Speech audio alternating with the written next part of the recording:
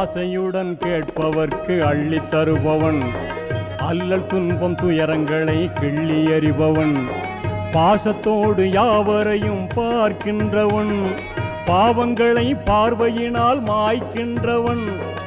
அல்லல் படும் மாந்தர்களே அயராதீர்கள், அல்லாவின் பேரருளை நம்பி நில்லுங்கள். அவனிடத்தில் குறையனைத்தும் சொல்லி காட்டுங்கள், அன்பு நோக்கு தருகவென்று அழுது கேளுங்கள். இறைவனிடம் கையேந்துங்கள், அவன் இல்லை என்று சொல்லுவதில்லை.